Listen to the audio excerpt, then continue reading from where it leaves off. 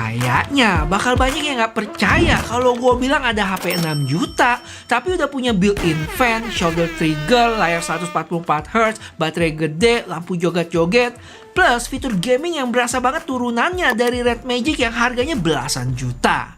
Yes, HP ini namanya Nubia Neo 5 GT 5G. Tapi dari fitur sebanyak tadi, apa aja yang dikorbanin? Performa Dimensity 7400-nya aman nggak buat mainin game-game ini? Atau HP ini cuma menang di fitur aja? Yuk kita bahas.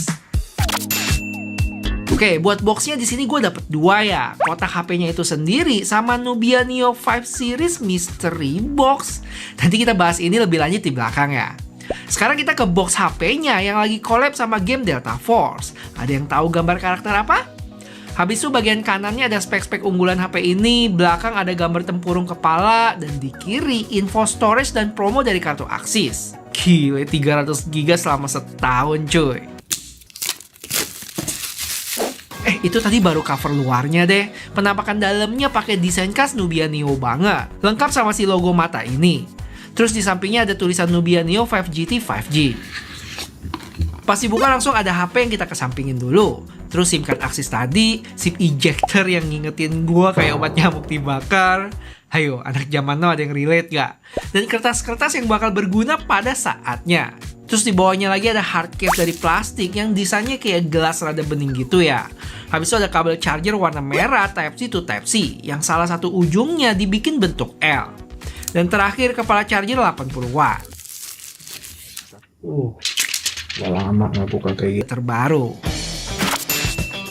Impresi gue sama HP ini, wah meriah banget. Vibe Red Magic-nya dapat banget di HP ini.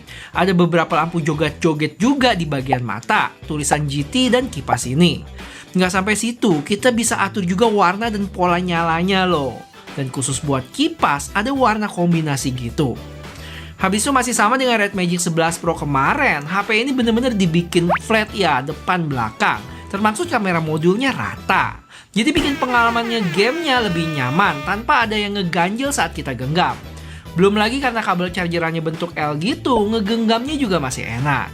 Untuk desainnya glossy transparan, tapi setelah lama dipegang cukup magnet sidik jari juga ya. Kalian bisa lihat tuh.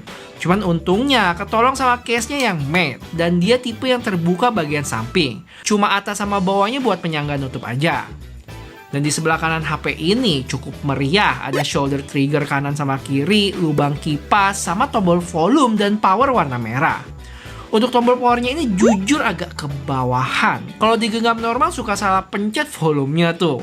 Cuma kayaknya mau nggak mau sih, karena udah nggak banyak tempat lagi di sini. Kepake sama shoulder trigger dan lubang kipas tadi. Lanjut di sebelah kiri ada lubang kipas lagi, di atas cuma ada mic dan di bawah speaker, port Type-C, mic dan dual SIM slot card yang nggak bisa tambah memori. Desain kayak gini jelas bukan buat orang-orang yang suka tampilan simple atau minimalis ya, tapi lebih ke teman-teman yang suka sesuatu beda dan nyentrik. Chipset ada hal yang bikin senyum sendiri, yaitu di kelas harganya. HP ini dikasih built-in fan dong, nyedot dari bawah dan keluar angin dari atas ini. Terus dia ada beberapa settingan juga ya, ada yang balance atau fast cooling yang lebih kencang dan lumayan kedengeran suaranya. Terus kalian juga bisa lihat beberapa settingan di sini, termasuk bisa atur sound effect pas kipasnya nyala tuh.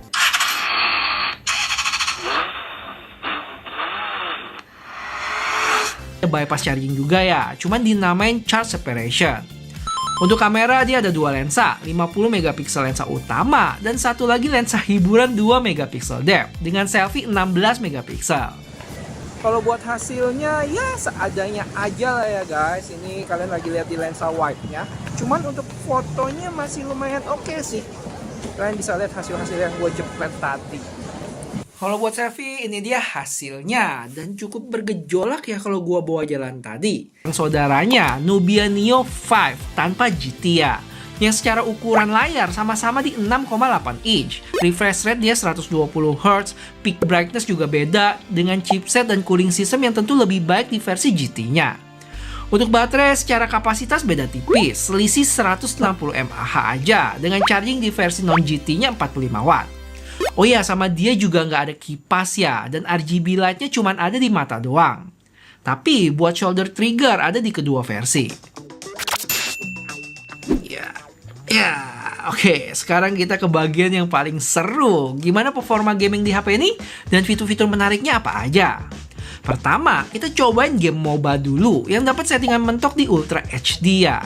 Dan tampaknya game ini masih cukup ringan karena dapat FPS mentok atas 121 FPS. Teman-teman bisa lihat grafiknya lurus stabil.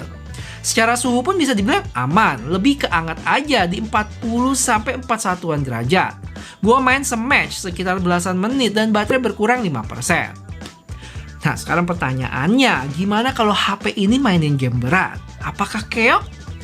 Tapi sebelumnya, gue mau share satu hal lagi di HP ini yang masih berasa DNA Red Magic-nya, yaitu fitur-fitur gamenya tuh. BT ini gue cobain game Delta Force ya, yang mana buat buka game space tinggal swipe aja dari luar ke dalam. Dan kalian bisa lihat fitur-fiturnya sebanyak ini dong, ada di sebelah kiri dan kanan. Ini mirip banget kayak yang ada di Red Magic 11 Pro kemarin. Oke, pertama kita cobain fitur andalan di HP ini yaitu shoulder trigger. Yang pilihannya banyak banget, ada single tap, long press, dan macam-macam. Buat game tembak-tembakan gini jelas ngebantu banget ya, udah kayaknya cheat nggak sih? Dan ingat, dia ini bukan tombol, jadi nggak bisa dipencet, lebih ke sentuhan aja. Dan sejauh gua pakai termasuk responsif sih. Nubianya sendiri ngeklaim responsivitasnya bisa sampai 550 Hz. Lebih cepat dari responsivitas layar kebanyakan yang ada di 240 sampai 480 Hz. Terus selain pakai shoulder trigger, kita juga bisa pakai gerakan HP kita ya. Misalnya kalau gua naikin gini, dia bakal otomatis nge-reload. Dan masih banyak lagi sih fiturnya. Kayak misalnya bisa kasih crosshair, makro, sampai scout mode. Jadi dia kayak kaca pembesar di tengah supaya musuh yang seiprit gitu lebih jelas kelihatan. Oh ya, untuk gyronya sendiri gue sempat cobain, cukup responsif nih. Delaynya berasa minim. Nah, balik lagi, gimana kalau dipakai buat game berat? Bisa, tapi ingat untuk settingannya nanti disesuaiin ya. Dan gue pakai yang direkomendasiin yaitu lowest, tapi dengan frame rate yang gue mentokin ke 60. Dan ternyata masih bisa dapat FPS yang tinggi nih di 57. Ya, walaupun secara grafik agak bergejolak.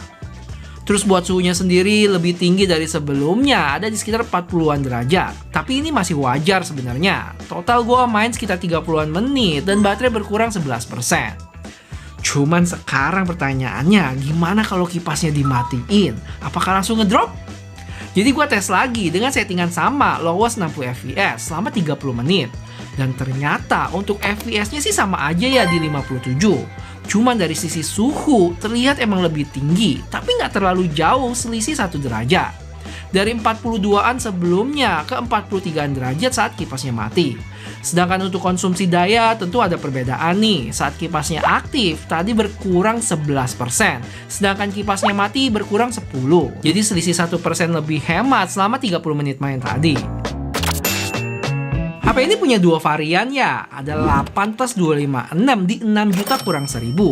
Atau nambah 500.000 lagi buat dapat varian 12 plus 256. Dan uniknya selama masa PO kita bisa dapat mystery box yang kalau beruntung isinya bisa sampai dapat emas 2 gram dong. Wah, baru denger sih beli HP tapi bonusnya emas, bukan cuma casing sama anti gores doang tuh. Jadi overall, positioning Nubia Neo 5 GT ini cukup unik ya. HP gaming yang nggak ngejar performa ngebut, tapi lebih difokusin ke pengalaman gamingnya. Karena jujur, kalau ngomongin chipset, Dimensity 7400 ini bukan yang paling kenceng di harga 6 jutaan. Tapi di harga segini, dia udah punya built-in fan, shoulder trigger, layar 144Hz, baterai gede beserta chargingnya, lampu joget-joget yang bisa diatur, plus fitur gaming yang berasa banget turunan dari Red Magic yang harganya jauh lebih mahal. Jadi buat gua, apa yang dikasih HP ini udah termasuk lengkap. Walaupun ekspektasinya tetap mesti dijaga ya. Yowis, paling itu aja sih guys update gua buat Nubia Neo 5 GT ini. Dan gua penasaran sih, kira-kira HP model kayak gini bakal banyak yang cari nggak sih? Kira-kira kalian tim chipset ngebut tapi fitur gaming pas-pasan? Atau chipset secukupnya tapi fitur gaming berlimpah tuh? Serius, gue pengen tahu pendapat kalian. Coba bisikin di komen ya.